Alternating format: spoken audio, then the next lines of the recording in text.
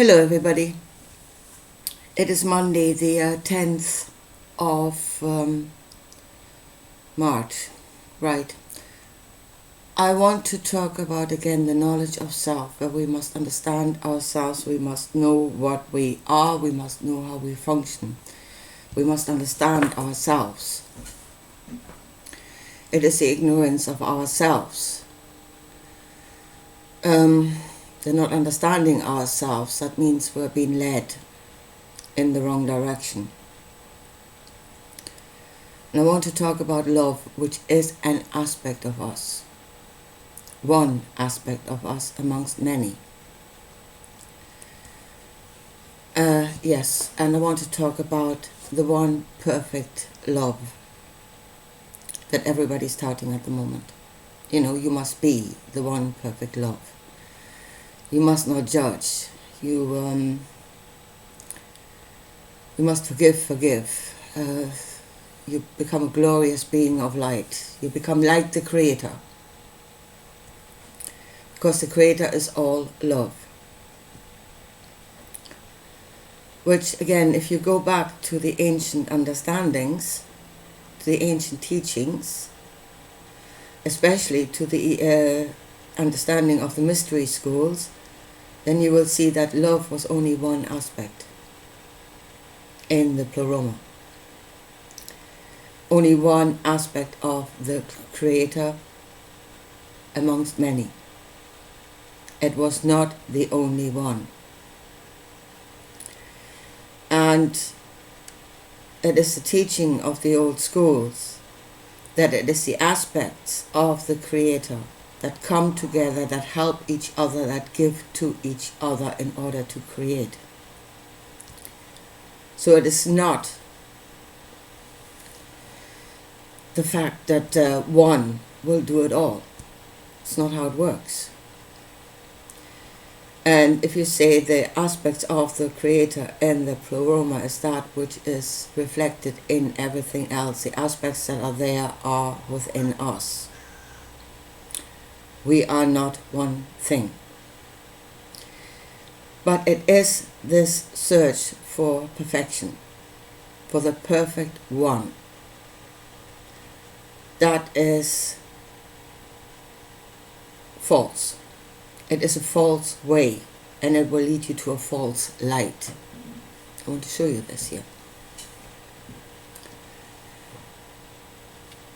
Now, and many teachings in the New Testament are set to put you on that way for the perfect one, to search for the perfect one, for the absolute perfect one.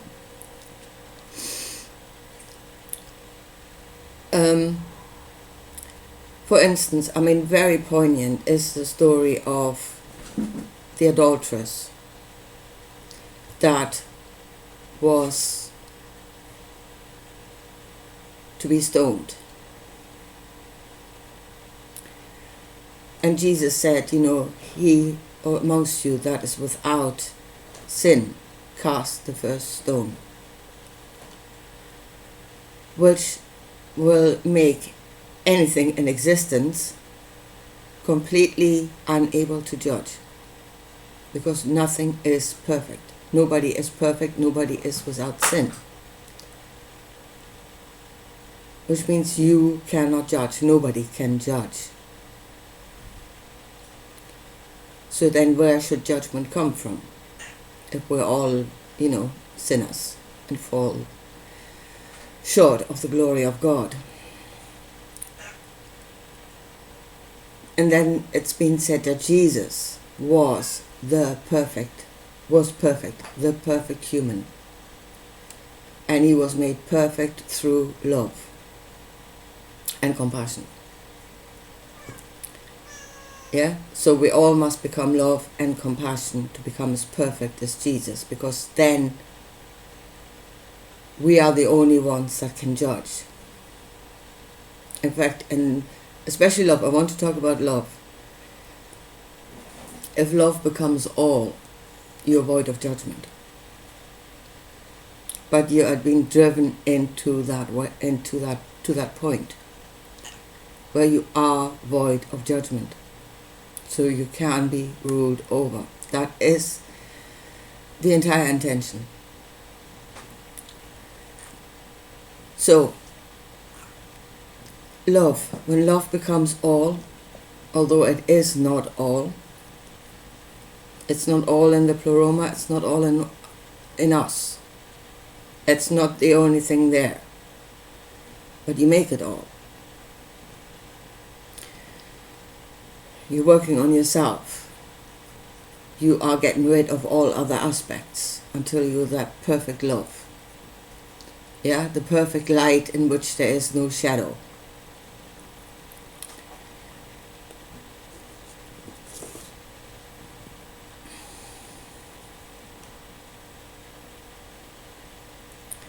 How many of you have been in a situation where you fell in love and for a while the person that you fell in love with seemed perfect? You could see no fault. That is because of love. Love made you blind. It was blind love. Love became all, and then you are blind. Yeah?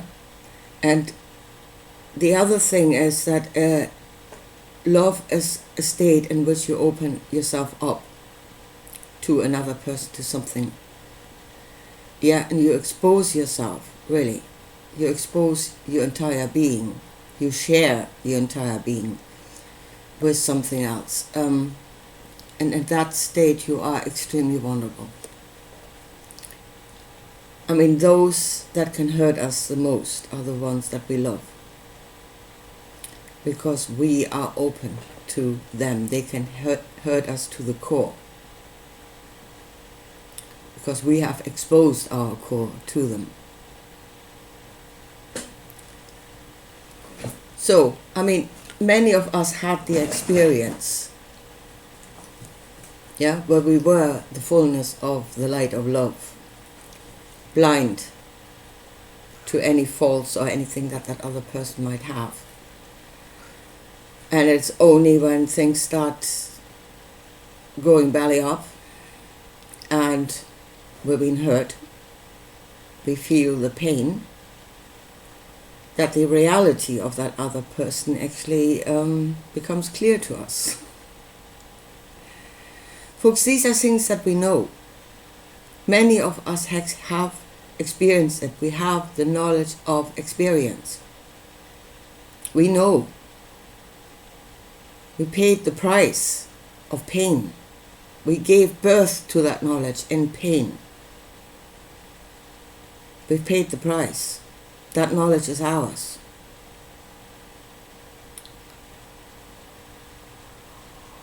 But now you're asked to throw that out of the window. Now get rid of it. Now, I say it is blind love. You're being blinded by the light of love, which is not the only aspect in you. But you're being asked to be in that state, that is the perfect state. Jesus was perfect. There's perfection. Perfect in what made him perfect, and in what eyes was he perfect? He was perfect in the eyes of God. And again, we're talking about the God of the Bible. Yeah, we're not talking about the all. We're talking about the God in the Bible, which is a being.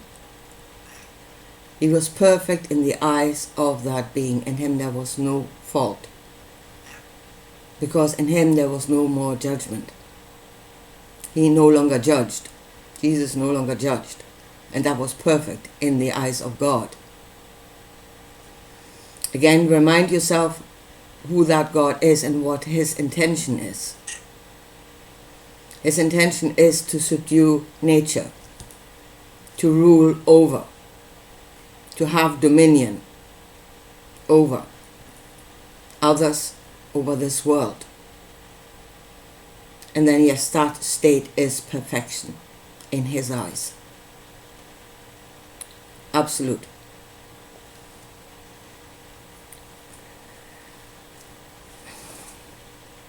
It is not a state of perfection. Absolutely not. It is a state of absolute ignorance. And I was thinking about Paul and what he said, in those days, I would say, talking pretty much about now, people will love their darkness. They will love their darkness. And if Paul actually knew what he was saying, and I have a feeling he did, then that is, in a way, could be a very clever play of words, actually a devious play of words. When he says they will love the darkness is love. Their darkness is love. Trapped in the light,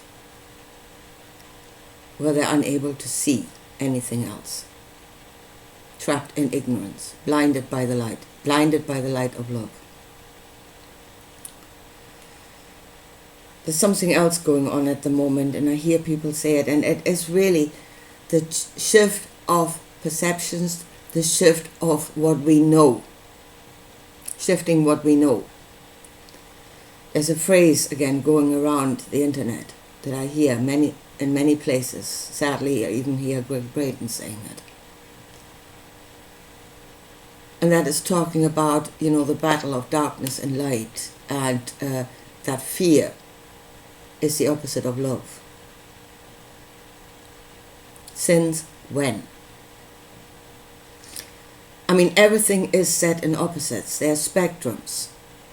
There are pairs. Again, you look at the old teachings in the Pleroma, everything was set in pairs. Yeah? Outer edges, or again, and the Hermetics would have said, darkness and light are the outer edges of the same thing. Yeah? So what everybody's trying to get into your head now is that there is a spectrum that goes from fear to love. And they are not part of the same spectrum. Again, every aspect, all the aspects do interact with each other. They give to each other. They take away from each other. But no, love and fear are not on the same spectrum. Since when is fear the opposite of love? I mean, all that long ago, I think everybody knew that the opposite of love was hate. They are on the same spectrum.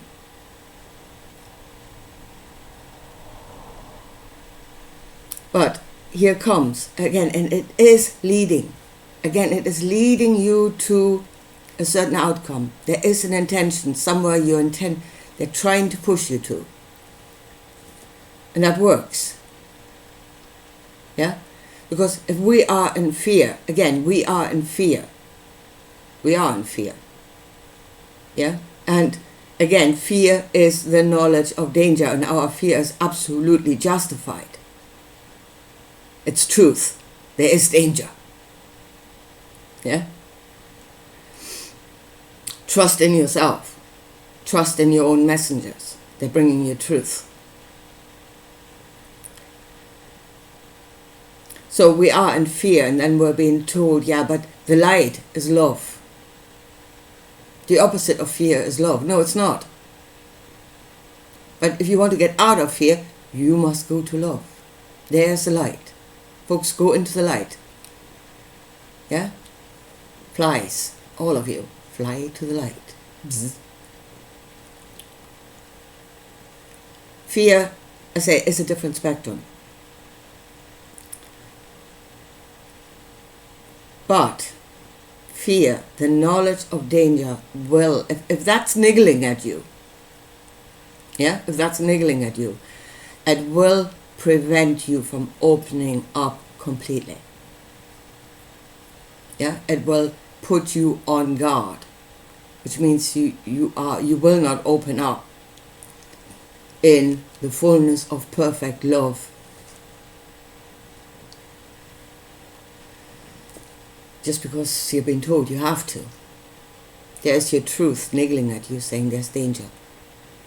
And rightly so. Because in unconditional love, you are vulnerable, You're open, and if you have opened you up completely to the wrong thing, you're going to get hurt. And again, that wrong thing, if love becomes everything, you cannot see it. You're blinded by that light.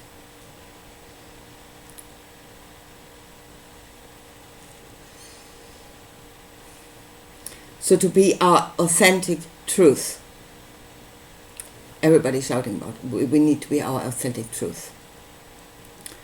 That means we have to work every aspect inside our own pleroma.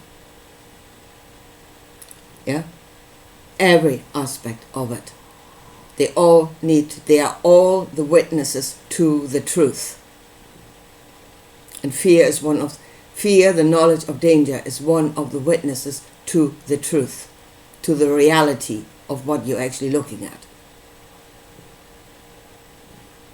Don't throw it out of your heaven. You're being driven into darkness, and you will love it, because the darkness is love. The all-encompassing love, where there is nothing else that would speak against it. And then, yes, you will be perfect in the eyes of the God of the Bible. Because you have no more discernment.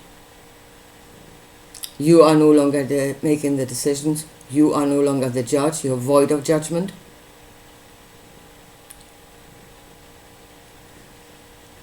And they can rule over you.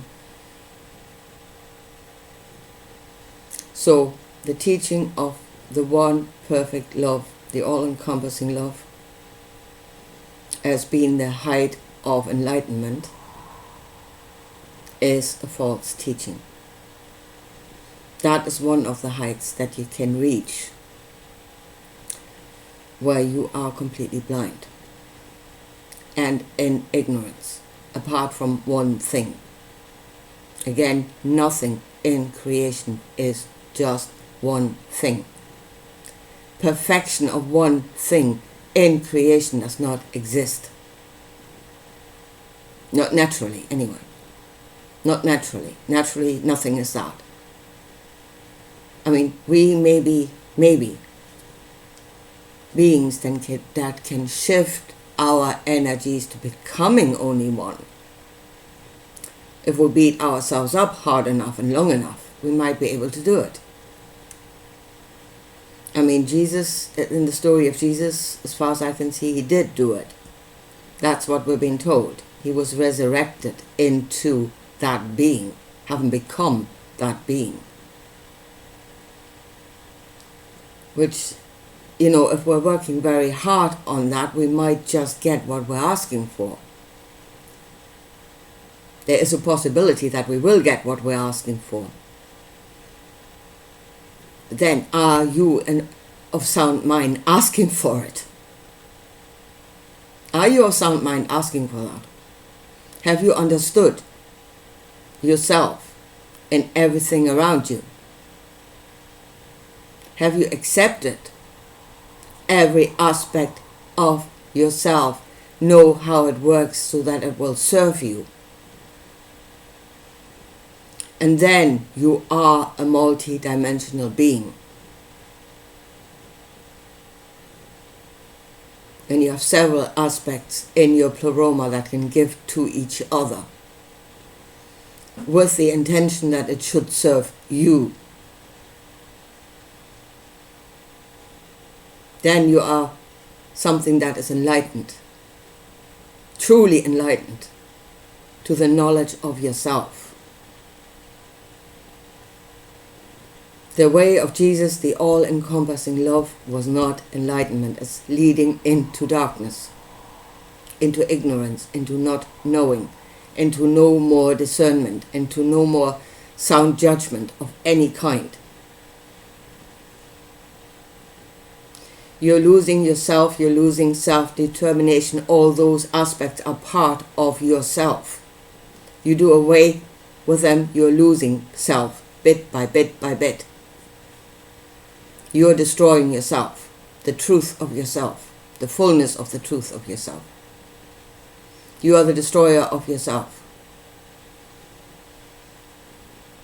And that's been taught to you as the way, with the one intention that once you are destroyed, something will rule over you, might even recreate you in some way, but create you into something that will serve them.